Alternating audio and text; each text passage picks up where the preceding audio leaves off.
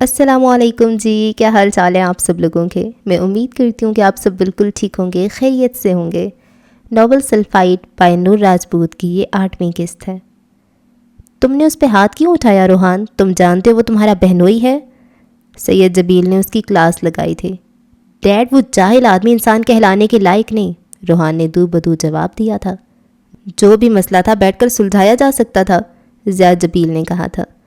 بڑے ڈیڈ، اس مسئلے کا حل صرف ایک ہی ہے۔ مدیحہ اس جانور کے ساتھ نہیں رہنا چاہتی، بہتر یہی ہوگا کہ فرقان اسے طلاق دے۔ وہ آرام سے اپنی بات کہہ چکا تھا، لیکن اس کی اس بات نے سید حویلی کی بنیادوں کو ہلا دیا تھا۔ بی جان نے دہل کر اپنے سینے پہ ہاتھ رکھا تھا۔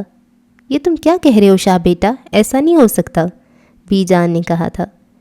یہ میرا نہیں، مدیحہ کا فیصلہ ہے، اور میں اس کا ہر قیمت پہ ساتھ دوں گا۔ میں اسے مرنے کے لیے اس جانور کے حوالے نہیں کر سکتا۔ لیکن اس خاندان میں کبھی کسی نے طلاق کا لفظ استعمال نہیں کیا، اور تم کتنی آسانی سے یہ سب کہہ رہے ہو، سید جبیل گرجے تھے۔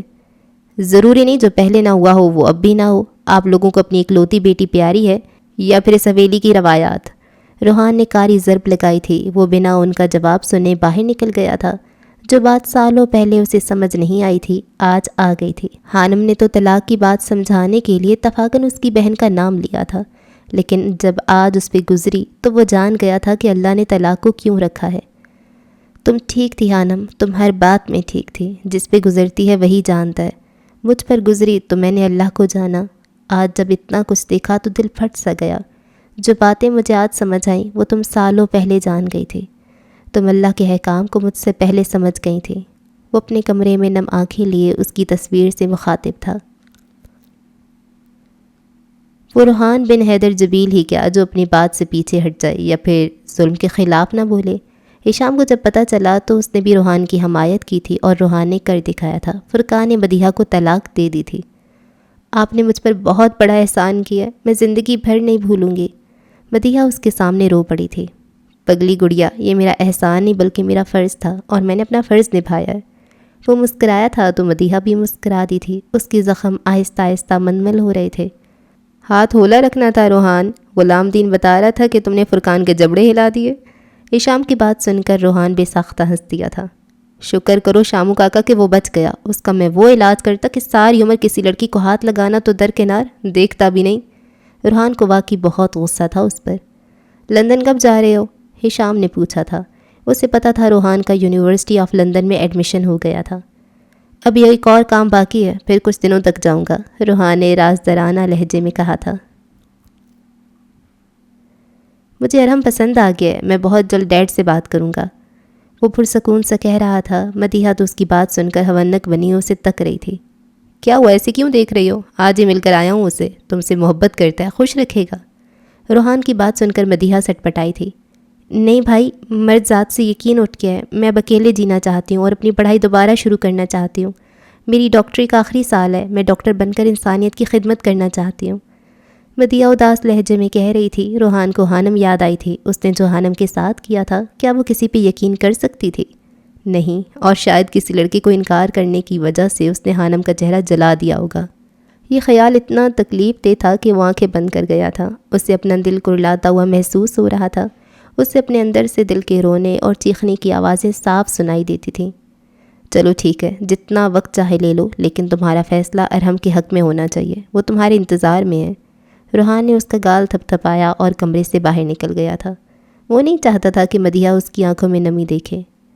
وہ جو بچھڑا تو یہ رمز بھی اس نے سمجھائی۔ روح ایسے نکلتی ہے، لوگ یوں مرا کرتے ہیں۔ مدیحہ کی عدت پوری ہونے کے بعد وہ لوگ منگنی کے لیے آئیں گے۔ مجھے امید ہے آپ ڈیڈ اور بڑے ڈیڈ دونوں کو سمجھا لیں گی، روحان بی جان کا ہاتھ پکڑے انہیں بتا رہا تھا۔ روحان کے لہجے میں نرمی تھی۔ بی جان حیرت سے اسے دیکھ رہی تھی۔ یہ لڑکا پل پل میں رنگ بدلتا تھا، کبھی اتنا غصہ کہ سب کچھ تہس نہس کر دے، اور کبھی بے حد شفیق۔ تم اتنے بڑے کب سے ہو گئے ہو؟ بی جان نے اس کے چہرے کو چھوتے ہوئے پوچھا۔ ابھی 3 سال پہلے کی تو بات تھی۔ وہ دوستوں کے ساتھ آوارہ گردی کیا کرتا تھا، گٹار کندھے پہ لٹکائے سیٹی بجاتا۔ وہ آس پاس کے لوگوں کو رک کر دیکھنے پر مجبور کر دیتا تھا۔ وہ تب بھی لوگوں کو شوق کر دیتا تھا، اور آج بھی ٹھٹکنے پہ مجبور۔ وہ کیا تھا؟ بی جان بھی سمجھ نہیں پائی تھی۔ وقت اور حالات انسان کو بہت جلد سب سمجھا دیتا ہے بی جان، اور مجھے افسوس ہے میرے معاملے میں وقت نے تھوڑی دیر کر دی، وہ شرارت سے کہہ رہا تھا۔ خوش رہو، سلامت رہو، آمین۔ بی جان نے اس کی پیشانی چومتے ہوئے صدقے دل سے دعا دی تھی۔ ماموں جلدی واپس آنا، آپ کے لیے پھر ممانی بھی ڈھونڈنی ہے، مقدس آپی کے بیٹے ریحان نے اس کا ہاتھ کھینچتے ہوئے کہا تھا۔ وہ سب لوگ ایئرپورٹ پہ موجود تھے۔ روحان لندن جا رہا تھا۔ سید جبیل نے اسے زور سے گلے لگایا تھا۔ روحان کو بہت سکون ملا تھا۔ سب بہت خوش تھے اور ساتھ ہی اداس بھی۔ ممانی آپ کے ماموں نے ڈھونڈ لی ہے، دعا کرو بس وہ ماموں کو مل جائے، مقدس آپی نے ریحان کو سمجھایا تھا۔ ریلی ماموں، پہلے نہیں بتایا آپ نے؟ ریحان شرارت سے پوچھ رہا تھا۔ روحان بس مسکرا دیا۔ وہ عجیب کشمکش کا شکار تھا۔ کبھی کبھی وہ مان لیتا تھا کہ ہانا مر چکی ہے، اور کبھی کبھی دل بغاوت کر جاتا تھا۔ وہ مجھے ملے نہ ملے، وہ یہاں بستی ہے اور یہیں رہے گی۔ روحان نے اپنے دل کی طرف اشارہ کر کے مقدس آپی کی بات کا جواب دیا تھا۔ وہ اس بات میں سر ہلا گئی تھی۔ ایک بہت بڑی دنیا جس میں روشنی کم اور اندھیرا زیادہ ہے تمہارے انتظار میں ہے۔ یہ ایک نیا سفر ہے۔ النور انٹرنیشنل مسلم اسکول کو تم نے سنبھالنا ہے اور پہلے اس قابل بننا ہے کہ تم النور کی رہنمائی کر سکو۔ ڈاکٹر باسط نے اسے کندھوں سے پکڑتے ہوئے کہا تھا۔ ان کا لندن میں ایک انٹرنیشنل اسلامک اسکول تھا جس کا نام النور تھا، جہاں نئے مسلمان ہونے والے لوگوں کے لیے رہنے کی جگہ تھی جنہیں ان کے خاندان قبول نہیں کرتے تھے۔ مسلمان بچوں کی تعلیم و تربیت کی جاتی تھی، اور ہر ویکنڈ پہ النور میں بہت بڑا اجلاس ہوتا تھا جس میں نان مسلم اور ملحد لوگوں کے اسلام پر اعتراض اور مختلف سوالات کے جواب دیے جاتے تھے۔ اس اجلاس میں دنیا کے بہترین مسلم اسکالرز اپنا لیکچر دیتے تھے۔ انشاءاللہ، روحان نے گہرے یقین سے کہا تھا۔ خیر سے جاؤ اور کامیاب لوٹو، مقدس آپی نے اسے دعا دی تھی۔ پاکستان میں بھی موسم ابر آلود تھا۔ اس کی فلائٹ میں بس 15 منٹ باقی تھے۔ اپنے غصے پہ قابو کرنا سیکھو۔ غصہ انسان کی سوچنے سمجھنے کی صلاحیت کو ختم کر دیتا ہے۔ جانتا ہوں ابھی تم سیکھنے کے مراحل میں ہو، لیکن تم سب سے الگ، سب سے خاص ہو۔ جاؤ برخوردار، جاؤ اور فتح کر لو۔ تمہارا سب سے بڑا ہتھیار محبت ہے۔ ڈاکٹر باسط نے اسے گلے لگایا اور وہ نم آنکھوں سے مسکرا دیا تھا۔ اس سے پہلے کہ بارش تیز ہو ہمیں نکلنا چاہیے، ضیاء جبیل نے کہا تھا۔ وہ سب اپنی گاڑیوں کی طرف، جبکہ روحان اندر کی طرف بڑھ گیا تھا۔ سوری آرجے، میں تھوڑا لیٹ ہو گیا، کورٹ میں کچھ کام تھا۔ سبیل نے اسے پہچان لیا تھا۔ وہ بارش میں بیٹھا بھیگ رہا تھا۔ اس نے روحان کے اوپر چھاتا کیا تھا جو گہری سوچ میں غرق تھا۔ اس کی آنکھیں بند تھیں۔ آرجے، سبیل نے اسے کندھے سے پکڑ کر ہلایا۔ وہ چونک کر ماضی سے حال میں واپس آیا تھا۔ ہاں، وہ لندن پہنچ چکا تھا۔ سوری، آنکھ لگ گئی تھی شاید۔ روحان اٹھ کر سبیل کے گلے لگا تھا جسے وہ سالوں بعد مل رہا تھا۔ کمال ہے بھائی، اتنی تیز بارش میں جو انسان کے چہرے کو چھو رہی ہو، اور برف جما دینے والی ٹھنڈ میں تمہیں نیند کیسے آ گئی؟ سبیل نے پوچھا تھا۔ میرا تعلق محبت کے قبیلے سے ہے، اور محبت کرنے والوں کو آس پاس کی دنیا کی کوئی خبر نہیں ہوتی۔ روحان پھیکی سی ہنسی ہنس دیا تھا۔ گریٹ، تو مسٹر محبت کے دیوتا گھر چلے، کیونکہ یہاں پر بہت سی محبت کی دیویاں تمہیں کسی اور دنیا میں پہنچے ہوئے دیکھ کر کافی دیر سے حیرت سے تمہیں تک رہی ہیں۔ ایسا نہ ہو کہ محبت کا دیوتا انہیں پسند آ جائے اور پھر مشکل ہو جائے۔ سبیل کی بات سن کر روحان نے حیرت سے ارد گرد دیکھا تھا۔ پتھر کے بینچوں پہ چھاتا لیے اسے کچھ لڑکیاں نظر آئی تھیں جو اسے ہی گھور رہی تھیں۔ لا حول ولا قوت الا باللہ، روحان بڑبڑایا تھا۔ اس بات پر دونوں کا کہکا ابھرا تھا، اور وہ دونوں ہنستے ہوئے گاڑی کی طرف بڑھ گئے تھے۔ جب وہ دونوں گھر پہنچے تو بارش کافی تیز ہو چکی تھی۔ روحان غور سے اس ٹاؤن کو دیکھ رہا تھا جس کی پہلی لائن کو چھوڑ کر دوسری لائن میں سبیل کا گھر تھا۔ سبیل اس کے ماموں کا بیٹا تھا جو یہاں لندن میں لاء کی پڑھائی مکمل کرنے کے بعد اب شہر کی سٹی عدالت میں پریکٹس کر رہا تھا۔ روحان یہاں MBA کا 1 سال مکمل کرنے کے بعد آیا تھا، جب وہ زندگی سے بھرپور تھا اور جلد ہی اپنی خوبصورت آواز کی وجہ سے مشہور ہو گیا تھا۔ کچھ بھی تو نہیں بدلا تھا، لندن ویسا کا ویسا تھا، لیکن وہ بدل گیا تھا سر تا پیر۔ اب ایک اداسی اس کے ارد گرد بکھرنے لگی تھی۔ سبیل نے گاڑی گھر کے اندر پورچ میں داخل کی۔ محبت کے دیوتا، آپ کا شاہی دربار آ چکا ہے، اتر جائیں۔ سبیل کی بات پر وہ مسکرا دیا تھا اور پھر اپنے بیگ کو اٹھا کر گاڑی سے باہر نکلا۔ جیسے ہی وہ گاڑی سے باہر نکلا اسے اپنا خون جمتا محسوس ہوا تھا۔ گاڑی میں ہیٹر لگا تھا، اسے زیادہ ٹھنڈ محسوس نہیں ہوئی تھی۔ اس کے کپڑے بھیگے ہوئے تھے اور اب ٹھنڈ کا احساس ہوا تھا۔ چلیں؟ سبیل چابی کو انگلی پہ گھماتے ہوئے پوچھ رہا تھا، اور روحان اس بات میں سر ہلا کر اس کے پیچھے گھر میں داخل ہوا۔ کیا میں اندر آ سکتا ہوں؟ وہ اپنے کمرے میں آرام دہ کرسی پہ آتش دان میں لگی ہیٹر کے سامنے بیٹھا تھا جب سبیل کی آواز گونجی تھی۔ روحان نے بند آنکھوں کو کھولا اور مسکرا کر سبیل کی طرف دیکھا۔ تمہارا گھر ہے، جب چاہے جہاں چاہے آ جا سکتے ہو، اجازت کی ضرورت نہیں۔ نہیں، میں آرجے کے کمرے میں بنا اجازت گھس نہیں سکتا۔ سبیل نے ڈرنے کی اداکاری کی۔ وہ اب روحان کے سامنے دیوار پہ رکھے صوفے پہ براجمان ہو چکا تھا۔ اچھا کیا تم نے کپڑے بدل لیے، اسے خاموش دیکھ کر سبیل نے کہا۔ اس نے محسوس کیا تھا روحان کے چہرے پر اب ہر وقت ایک مسکان ہوتی تھی، پہلے جیسی سختی نہیں تھی اب اس کے چہرے پر، البتہ آنکھوں سے اداسی جھلکتی تھی۔ ہشام نے بتایا مجھے اس لڑکی کا، سن کر بہت افسوس ہوا، لیکن خدائی کاموں میں ہم انسان دخل نہیں دے سکتے۔ ایک بات پوچھنا چاہتا ہوں اگر تم برا نہ مانو۔ جب سے تمہاری کہانی سنی یہ سوال ذہن میں گونج رہا ہے، سبیل نے کہا تھا۔ روحان نے سوالیہ نظروں سے اسے دیکھا۔ جب تم اس لڑکی سے اتنی محبت کرتے تھے تو اسے جانے کیوں دیا؟ سبیل کے سوال نے روحان کی روح کو اندر تک چھلنی کر دیا تھا، وہ بس تڑپ کر رہ گیا تھا۔ کچھ دیر خاموشی چھائی رہی۔ مجھے لگتا ہے میں نے غلط سوال پوچھ لیا، سبیل نے اسے خاموش دیکھ کر معذرت کی۔ کوئی بات نہیں، شاید ابھی مجھ میں وہ حوصلہ نہیں ہے جس سے میں اپنی کہانی کو بیان کر سکوں۔ کوئی بات نہیں، چھوڑو ان باتوں کو، چلو کھانا کھاتے۔ میں ملازم سے کہہ کر آیا تھا، اس نے لگا دیا ہوگا۔ سبیل ایک دم کھڑا ہوا۔ روحان کا دل نہیں چاہ رہا تھا، لیکن وہ سبیل کا دل نہیں توڑنا چاہتا تھا، اس لیے اس کے پیچھے پیچھے کمرے سے باہر نکل گیا۔ کھانا کھانے کے بعد وہ لاؤنج میں بنی کھڑکی میں آ گیا تھا جو باہر لان میں کھلتی تھی۔ سبیل اپنے کمرے میں چلا گیا تھا، اسے آفس کا کام کرنا تھا۔ روحان نے جیسے ہی کھڑکی کھولی تو ایک ٹھنڈی ہوا کا جھونکا اس کے چہرے سے ٹکرایا تھا جو اسے اندر تک سرشار کر گیا تھا۔ یہ تازہ ہوا بھی قدرت کی کتنی بڑی نعمت تھی جو انسان کو ایک پل کے لیے مسکرانے پہ مجبور کر دیتی تھی۔ جیسے ہی روحان کی نظر لان میں برستی بارش پہ پڑی، وہ حیران رہ گیا تھا۔ وہ وہاں تھی، بارش میں بھیگ رہی تھی، وہ بہت خوش تھی، کھلکھلا رہی تھی۔ اس کی ہنسی سے فضا میں ایک عجیب سا جلد رنگ پیدا ہو رہا تھا۔ وہ محبت یا عشق کے اس حصے میں داخل ہو گیا تھا جہاں محبوب کا نظروں کے سامنے ہونا یا نہ ہونا کوئی اہمیت نہیں رکھتا۔ وہ نہ جانے کہاں تھی بھی یا نہیں تھی، لیکن روحان کو وہ اپنی آنکھوں کے سامنے نظر آ رہی تھی۔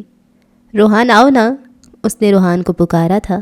وہ ایک ٹرانس کی کیفیت میں کھڑکی کے رستے ہی باہر لان میں کودتا تھا۔ اب وہ حانم کی طرف بڑھ رہا تھا، اس سے اپنی آنکھوں پہ یقین نہیں ہو رہا تھا۔ کیا تمہیں پتہ ہے محبت کسے کہتے ہیں؟ وہ اس سے کچھ فاصلے پہ کھڑی پوچھ رہی تھی۔ نہیں، روحان نے نفی میں گردن ہلائی تھی۔ بہت اچھی بات ہے، مجھے بھی نہیں پتہ۔ وہ شرارت سے مسکرائی تھی۔ روحان کے لیے یہ سب ایک سیراب تھا، لیکن وہ نہیں جانتا تھا واقعی اس وقت تک حانم محبت کے جذبے سے انجان تھی۔ وہ نہیں جانتی تھی محبت کا لمس اور احساس کیسا ہوتا ہے۔ محبت وہ جذبہ ہے، وہ آگ ہے جسے لفظوں میں بیان نہیں کیا جا سکتا۔ میں نے بہت دفعہ محبت کو الفاظ کی صورت میں پنوں پہ بکھیرنے کی کوشش کی ہے، اور ہر بار میں نے کاغذ کے پنوں کو جلتے پایا ہے۔ میں جب بھی اپنی محبت کو کسی چیز کے حوالے کرنا چاہتا ہوں، وہ چیز خون اگلتی ہے، جل جاتی ہے، ختم ہو جاتی ہے۔ بارش کے پانی میں روحان کی آنکھوں کی نمی گھل سی گئی تھی۔ اف، اتنی خطرناک اور خوفناک محبت کیسے کر لی تم نے روحان، کیسے؟ وہ سراپے سوال تھی۔ نہیں جانتا، شاید زبردستی کروائی گئی۔ وہ ہنسا تھا، خاک کر دینے والی درد بھری ہنسی۔ سب ختم ہو جاتا ہے، محبت بھی، جیسے تمہاری محبت ختم ہوئی تھی، ایک پل میں، ایک لمحے میں، بنا سچائی جانے محبت کا کوئی وجود نہیں ہے۔ وہ اب رفتہ رفتہ روحان سے دور ہوتی جا رہی تھی۔ روکو، نہیں، محبت ختم نہیں ہوئی تھی، محبت کی تو شروعات ہوئی تھی، روحان نے دہائی دی تھی۔ اس کا دور جانا روحان کو برا لگ رہا تھا۔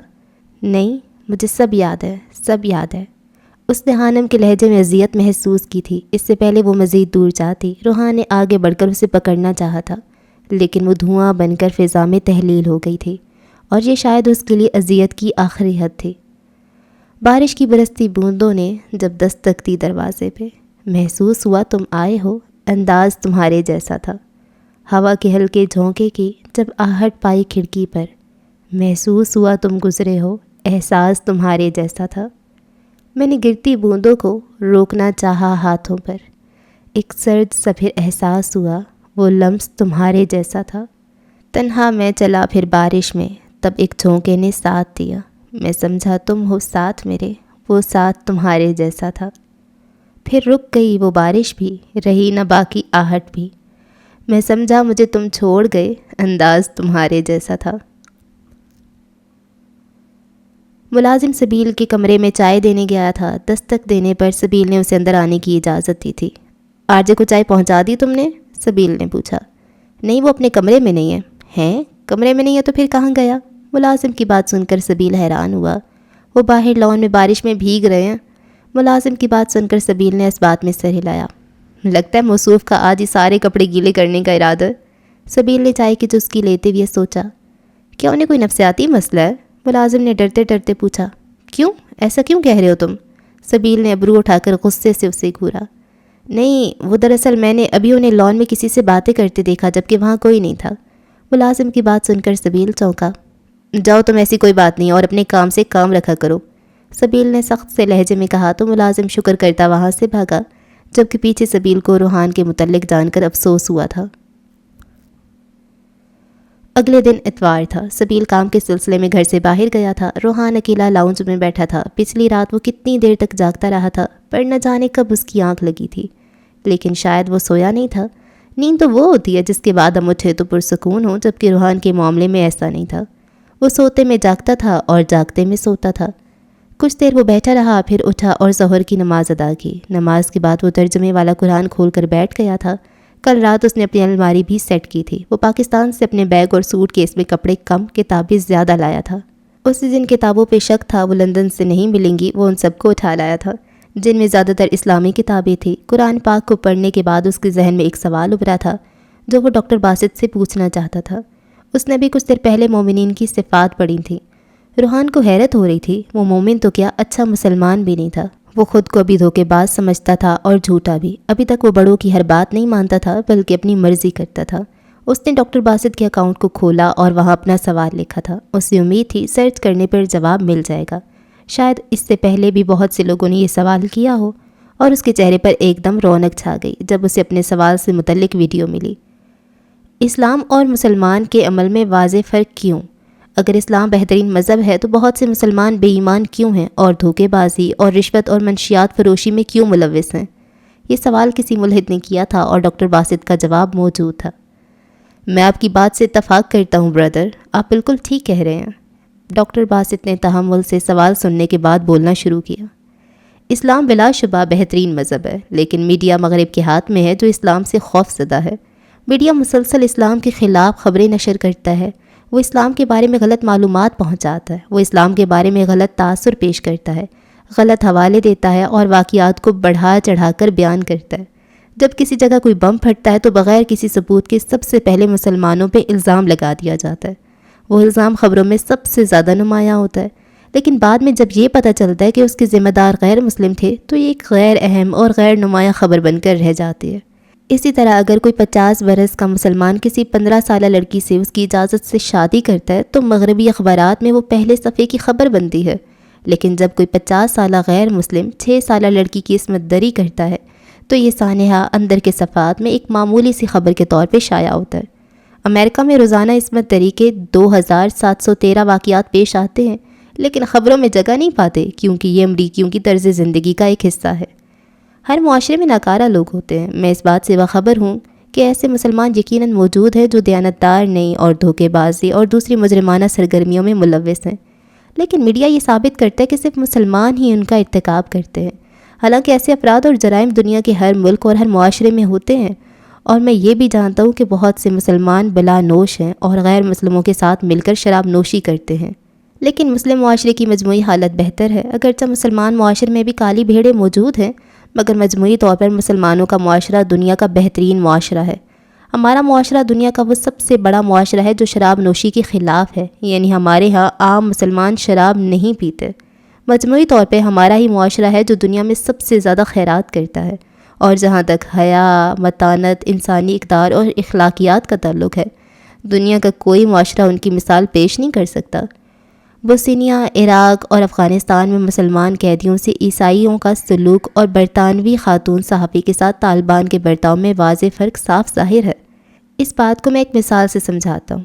اگر آپ جاننا چاہتے ہیں کہ مرسیڈیز کار کا نیا ماڈل کیسا ہے اور ایک ایسا شخص جو ڈرائیونگ نہیں جانتا اسٹیئرنگ پہ بیٹھ جائے اور گاڑی کہیں دے مارے، تو آپ کس کو الزام دیں گے؟ کار کو یا ڈرائیور کو؟ فطری بات ہے آپ ڈرائیور کو الزام دیں گے، یہ دیکھنے کے لیے کہ کار کتنی اچھی ہے۔ ڈرائیور کو نہیں، بلکہ کار کی صلاحیت اور اس کے مختلف پہلوؤں کو دیکھنا چاہیے کہ یہ کتنی تیز چلتی ہے، ایندھن کتنا استعمال کرتی ہے، کتنی محفوظ ہے، وغیرہ وغیرہ۔ اسی طرح اگر یہ بات محض دلیل کے طور پہ مان بھی لی جائے کہ مسلمان خراب ہیں، تب بھی ہم اسلام کو اس کے پیروکاروں سے نہیں جانچ سکتے۔ اگر آپ یہ دیکھنا چاہتے کہ اسلام کتنا اچھا ہے تو اسے اس کے مستند ذرائع سے پرکھیں، یعنی قرآن مجید اور صحیح احادیث سے۔ اسلام کو محمد صلی اللہ علیہ وآلہ وسلم کی ذات گرامی سے پرکھیں۔ اگر آپ اپنی طور پہ یہ دیکھنا چاہتے ہیں کہ کار کتنی اچھی ہے تو اس کی اسٹیئرنگ ویل پہ کسی ماہر ڈرائیور کو بٹھائیں۔ اس طرح یہ دیکھنے کے لیے کہ اسلام کتنا اچھا دین ہے تو اس کا بہترین طریقہ کار یہ ہے کہ ہم اللہ کے آخری پیغمبر صلی اللہ علیہ وآلہ وسلم کو سامنے رکھ کر دیکھیں۔ مسلمانوں کے علاوہ بہت سے دیانتدار اور غیر متعصب غیر مسلم مورخین نے اعلانیہ کہا ہے کہ حضرت محمد صلی اللہ علیہ وآلہ وسلم بہترین انسان تھے۔ مائیکل ایچ ہارٹ نے تاریخ پہ اثر انداز ہونے والے 100 انسان کے عنوان سے کتاب لکھی، جس میں سر فہرست پیغمبر اسلام محمد صلی اللہ علیہ وآلہ وسلم کا اسم گرامی ہے۔ غیر مسلموں کی اور بھی بہت سی مثالیں ہیں جن میں انہوں نے نبی صلی اللہ علیہ وآلہ وسلم کی بہت تعریف کی ہے، مثلا تھامس کلائل، لا مارٹن وغیرہ۔ تو یہ آپ کا کہنا درست ہے، مسلمان اور اسلام میں کہ عمل میں واضح فرق ہے، لیکن چونکہ مسلمان ایک انسان ہے جو آدم کی اولاد ہے اور غلطی اس کی فطرت میں شامل ہے، تو بہتر ہے آپ اسلام کے بہترین لوگوں کو دیکھیں، آپ کو پتہ چل جائے گا کہ اسلام کتنا مضبوط دین ہے۔ ڈاکٹر باسط خاموش ہو چکے تھے، ہال تالیوں سے گونج اٹھا تھا، روحان سکتے کی حالت میں انہیں سن رہا تھا۔ مسلمان پرفیکٹ نہیں ہے جبکہ اسلام پرفیکٹ ہے مسٹر آرجے، تو آپ مسلمانوں کو نہیں اسلام کو دیکھیں۔ خانم کے الفاظ اس کی سماعت سے ٹکرائے تھے، اس سوال کا جواب تو وہ 2 جملوں میں بہت پہلے دے چکی تھی۔ وہ کیوں نہیں سمجھا تھا؟ شاید ہر چیز کا ایک وقت مقرر ہے اور شاید سمجھنے کا بھی۔ ویڈیو دیکھنے کے بعد روحان جلدی سے اٹھا اور کپڑے بدلے۔ اسے النور ادارے میں جانا تھا جو ڈاکٹر باسط کا تھا۔ وہ وہاں سے تعلیم حاصل کرنا چاہتا تھا۔ سبیل گھر نہیں تھا اور نہ ہی گاڑی تھی، اور روحان نے بھی گاڑی نہیں لی تھی۔ اس نے ٹرین سے جانے کا فیصلہ کیا تھا۔ اسے پتہ معلوم تھا۔ تقریباً 15 منٹ بعد وہ ٹرین میں بیٹھا تھا۔ شیشے سے وہ پیچھے کی جانب بھاگتے نظاروں کو دیکھ رہا تھا۔ اس کے سامنے سیٹ پہ ایک لڑکا اور ایک لڑکی بیٹھے تھے۔ تو تمہارا اپنی گرل فرینڈ سے بریک اپ کیوں ہوا؟ لڑکی نے لڑکے سے سوال کیا تھا۔ شاید وہ دونوں دوست تھے۔ تم جانتی ہو میری گرل فرینڈ بہت مذہبی قسم کی تھی۔ ایک دن وہ کہنے لگی کہ اسے خدا سے عشق ہے۔ مجھے حیرت ہوئی۔ میں نے کہا تم خدا سے عشق نہیں کر سکتی، تمہاری اتنی اوقات نہیں۔ ہاں البتہ تم چاہو تو اسے عاشق بنا سکتی ہو۔ بس اتنی سی بات تھی۔ وہ تھی اور چائے کا کپ میرے سر میں مار کر چلی گئی۔ لڑکی کی بات سن کر لڑکی خوب ہنسی تھی، البتہ روحان ٹھٹکا تھا۔ اسے وہ رات یاد آ گئی تھی، اس رات جب وہ خانم کو ڈھونڈتی ہوئی اس کے گھر پہنچ گیا تھا، جب وہاں پر اس سے فقیر نے اسے پلٹ جانے کو کہا تھا۔ لیکن روحان میں اتنی ہمت نہیں تھی۔ وہ وہیں گھٹنے زمین پہ ٹکا کر بیٹھ گیا تھا۔ اس کی حالت غیر ہو رہی تھی۔ وہ ہر حالت میں خانم سے ملنا چاہتا تھا۔ ایک بات کہوں، اگر تم اس پہ عمل کرو گے تو سب کچھ تمہاری منشا کے مطابق ہوگا، فقیر کے پر اسرار لہجے میں کہنے پر وہ چونکا تھا۔ جاؤ اور جا کر اللہ کو عاشق بنا لو۔ جب تو اسے اپنا بنا لے گا اور اس کا بن جائے گا تو تجھے سب مل جائے گا، جو ناممکن ہے سب ممکن ہو جائے گا۔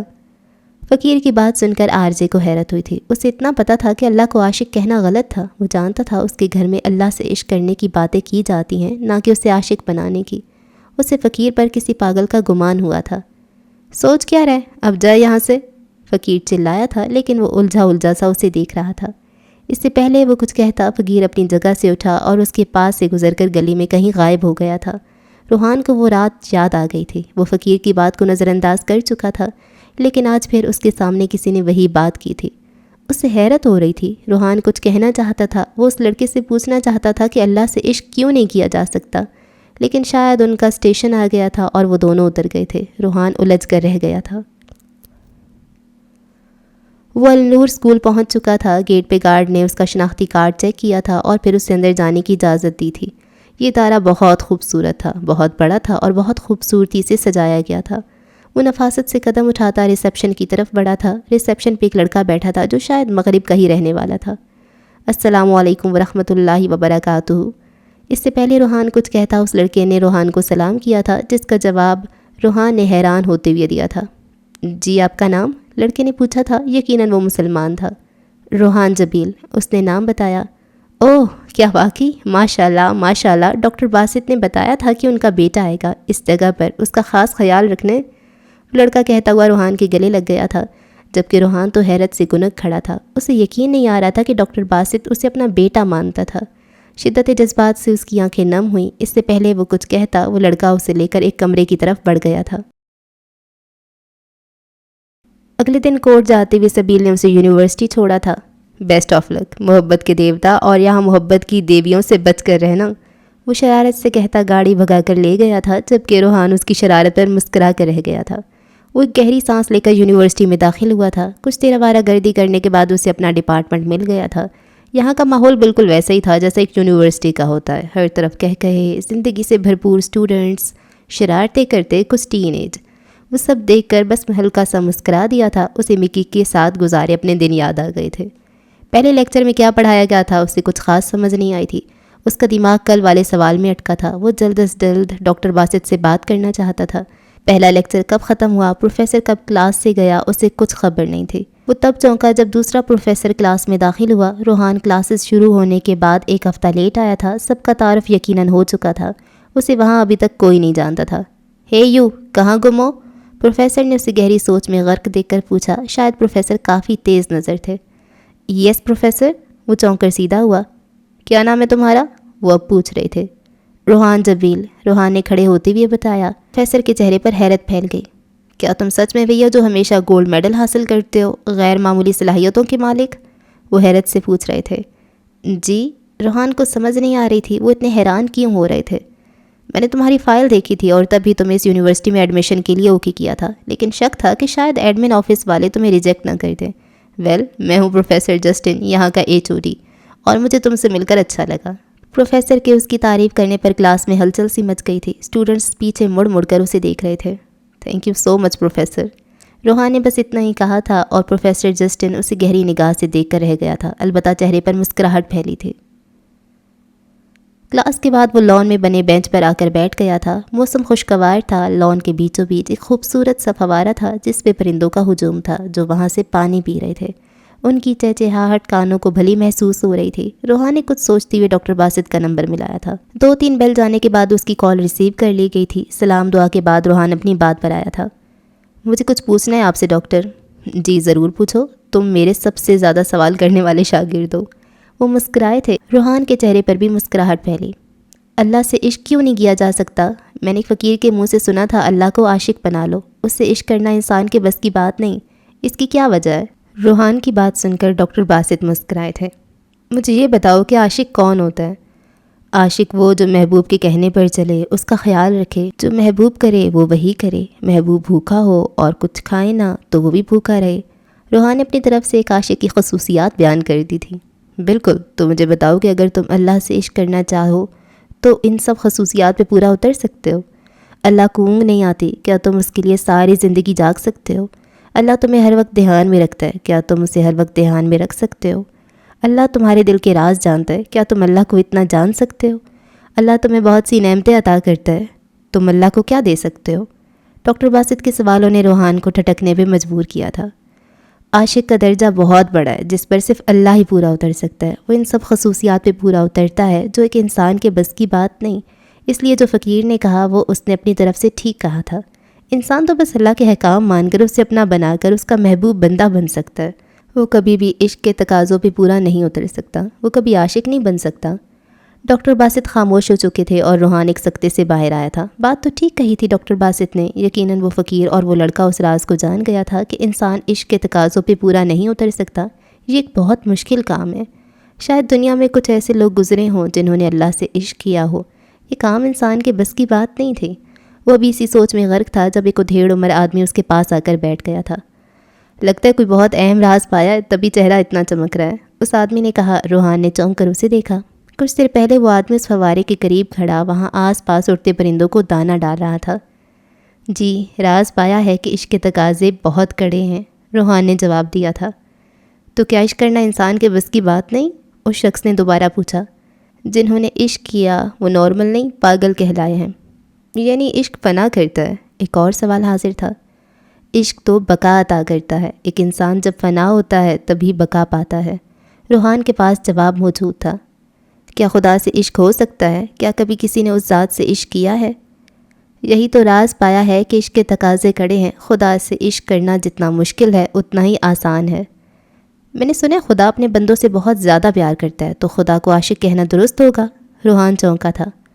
آج کل ہم نے عشق اور محبت کو اتنا غلط رنگ دے دیا ہے کہ جب ہم عاشق کی بات کرتے ہیں تو بہت ہی غلط تصور ذہن میں ابھرتا ہے۔ حالانکہ خدا نے ہر جذبے کو پیدا فرمایا ہے لیکن انسان نے کسی چیز کو نہیں بخشا۔ تو ایسی صورتحال میں کیا کرنا چاہیے؟ لفظ عاشق خدا کے لیے استعمال کرنا کچھ عجیب سا لگتا ہے۔ وہی تو کہہ رہا ہوں کہ ہم نے جس بات کو تو غلط رنگ دیا ہی تھا، اس کے ساتھ الفاظ کی شناخت کو بھی مسخ کر دیا ہے۔ انسان بہت ظالم واقعہ ہوا ہے، اس نے عشق کو ایسا رنگ دے دیا ہے کہ جب لفظ عاشق زبان پہ آتا ہے تو دماغ اس لفظ کا تمسخر اڑاتا ہے۔ میرے خیال سے خدا کو عاشق کہنے سے بہتر ہے اپنے آپ کو خدا کا محبوب بندہ بنایا جائے۔ روحان نے پہلی بار کسی سوال کا جواب دیا تھا۔ بہت خوب، خدا کا محبوب بندہ سن کر اچھا لگا، لیکن اب میں یہ نہیں پوچھوں گا کہ خدا کا محبوب بندہ کیسے بنا جا سکتا ہے، کیونکہ اس کے لیے مجھے اپنا عقیدہ بدلنا ہوگا۔ وہ شخص اب دھیمے لہجے میں کہہ رہا تھا۔ جیسے آپ کو بہتر لگے، روحان مسکرایا۔ ہیلو، میرا نام تھامس ہے اور مجھے تمہارا جواب بہت پسند آیا۔ بہت عرصے بعد کوئی ایسا شخص ملا ہے جو الفاظ کا ہیر پھیر جانتا ہے۔ تم سے مل کر اچھا لگا مسٹر۔ اس آدمی نے روحان کی طرف ہاتھ بڑھایا تھا، یقیناً وہ اس کا نام نہیں جانتا تھا۔ روحان جبیل۔ روحان نے اس کے سوالیہ چہرے کی طرف دیکھتے ہوئے اس کا ہاتھ تھاما اور اپنا نام بتایا۔ نائس نیم، میں سامنے والے فلاسفی ڈپارٹمنٹ میں پروفیسر ہوں۔ پچھلے 30 سالوں سے یہاں پڑھا رہا ہوں، لیکن آج پہلی بار کسی سے سوال و جواب کر کے مزہ آیا ہے۔ پروفیسر تھامس نے خوشگوار سے لہجے میں بتایا۔ اوہ، آپ پروفیسر ہیں، معاف کیجیے گا، میں یہاں نیا ہوں، مجھے معلوم نہیں تھا کہ آپ ایک استاد ہیں۔ روحان ادب سے کھڑا ہوا۔ بیٹھ جاؤ برخوردار، مجھے استاد سے زیادہ دوست بننا اچھا لگتا ہے۔ پروفیسر تھامس مسکرائے تو روحان بیٹھ گیا۔ جینیٹکس پڑھنے آئے ہو؟ پروفیسر تھامس پوچھ رہے تھے۔ جی، روحان بس اتنا ہی کہہ پایا۔ بہت خوب، اچھی بات ہے، انسان کو اپنے بارے میں جاننا چاہیے۔ معذرت، لیکن میں آپ کی بات سمجھا نہیں۔ روحان کے چہرے پر الجھن ابھری۔ کیا اب ایک سلفائڈ کو بھی سمجھانے کی ضرورت ہے؟ پروفیسر تھامس نے رازدانہ انداز میں کہا تھا، جبکہ روحان تو ان کی بات سن کر حیران رہ گیا تھا۔ ٹھیک ہے برخوردار، میں اب چلتا ہوں، میرے لیکچر کا وقت ہو رہا ہے، بہت جلد ملاقات ہوگی چائے پر۔ اس سے پہلے روحان کچھ کہتا پروفیسر تھامس اپنی جگہ سے اٹھے اور مسکرا کر کہتے آگے بڑھ گئے، اور روحان حیرانی سے انہیں جاتے ہوئے دیکھ رہا تھا۔ کیسا رہا تمہارا یونیورسٹی میں پہلا دن؟ رات کے کھانے پر سبیل اس سے پوچھ رہا تھا۔ اچھا رہا ہے، سادہ سے لہجے میں جواب دیا گیا۔ کوئی مشکل تو پیش نہیں آئی محبت کے دیوتا کو؟ سبیل کا لہجہ شرارتی تھا۔ نہیں، روحان کے لبوں پر مسکراہٹ ابھری۔ کوئی محبت کی دیوی ملی؟ سبیل شاید اس کا مزاج خوشگوار بنانے کی کوشش کر رہا تھا۔ کوئی ایک ہو تو بتاؤں، یہاں تو دیویوں کی بھرمار ہے۔ ہاں ہاں، درست فرمایا، ایسی ایسی دیویاں انسان بس دیکھتا رہ جائے۔ روحان کا جواب سن کر سبیل کا کہکا ابھرا تھا۔ اس لیے میں نہیں دیکھتا اب، وہ اس لیے کہ تمہارے دل پر کسی اور کا سایہ ہے، تم اس کے سحر سے باہر نکلو تو دیکھو نا۔ سبیل نے کھانے کی میز سے اٹھتے ہوئے کہا، جبکہ روحان خاموش رہا تھا، وہ اپنی محبت پر بات نہیں کرنا چاہتا تھا۔ چائے پیو گے؟ سبیل پوچھ رہا تھا۔ اگر مل جائے تو نوازش ہوگی۔ روحان زبردستی مسکرایا۔ تمہاری اردو کافی اچھی ہو گئی ہے۔ ایڈیٹ، اسٹوپڈ کہنے والا شخص معذرت اور نوازش پہ اتر آیا ہے، کمال ہے۔ تو تم کیا چاہتے ہو، میں تم ایڈیٹ کہوں؟ مد مقابل بھی روحان تھا۔ نہیں، میں تو بس ایسی ہی بات کر رہا تھا۔ سبیل سٹ پٹایا تھا۔ وہ اچھے سے جانتا تھا کہ روحان کا کوئی بھروسہ نہیں، وہ اسے سب کے سامنے یو ایڈیٹ کہہ دیتا۔ سبیل کے سٹ پٹانے پہ روحان کے ہونٹوں پر مسکراہٹ ابھری تھی، جس سے وہ کمال مہارت سے چھپا گیا تھا، جبکہ سبیل کچن کی طرف بڑھ گیا۔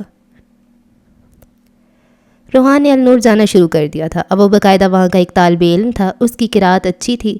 وہاں بہت اچھے معلم موجود تھے جو بچوں کو اور نئے آنے والے مسلم کو پڑھاتے تھے۔ روحان حیران ہوتا تھا، وہ جب کچھ پڑھنا شروع کرتا تھا تو لفظ بہترین انداز میں اس کے منہ سے ادا ہوتے تھے۔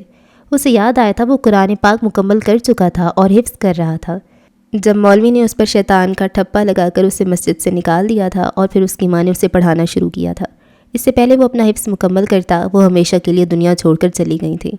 روحان کو اب سمجھ آیا تھا وہ سب آیات، وہ سب الفاظ جو اس کے لاشعور میں کہیں محفوظ ہو گئے تھے، اور اب اسے یہ جان کر خوشی ہوتی تھی کہ وہ کبھی اس پاک کلام سے جڑا رہا تھا۔